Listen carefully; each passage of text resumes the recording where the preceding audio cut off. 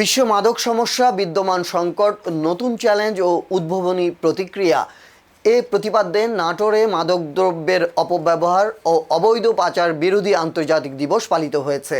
শুক্রবার ২৬ জুন জেলা প্রশাসন ও মাদকদ্রব্য নিয়ন্ত্রণ অধিদপ্তরের যৌথ আয়োজনে বর্ণাঢ্য র্যালি, আলোচনা সভা ও পুরস্কার বিতরণের আয়োজন করা হয়।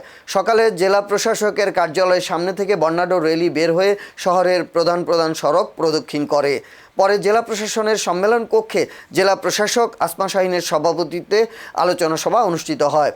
এতে অন্যান্যের মধ্যে বক্তব্য রাখেন অতিরিক্ত জেলা magistrate Ariful Islam, civil surgeon doctor Moshiur Rahman, অতিরিক্ত পুলিশ সুপার ইফতেখার রহমান এবং নাটোর জেলা মাদকদ্রব্য নিয়ন্ত্রণ অধিদপ্তরের উপপরিচালক রিফা রওনাক নিতু ও পরিদর্শক খন্দকার নাজিমুদ্দিন। এতে বক্তারা বলেন, মাদক একটি ভয়াবহ সামাজিক ব্যাধি যা তরুণ সমাজকে ধ্বংস করছে।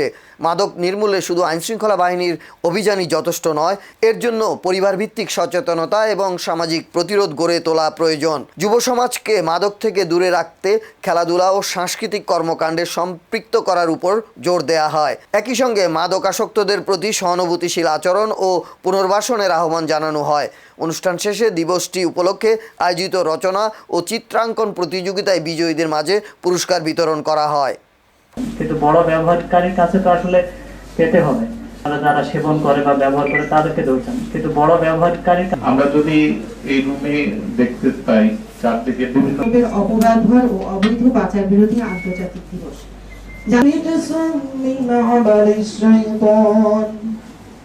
পর্যায়ে স্বাগত বক্তব্য রাখবেন মাদকদ্রব্য নিয়ন্ত্রণ রিদানুল নাসিব, হামজালা রহমান, প্রিয়া।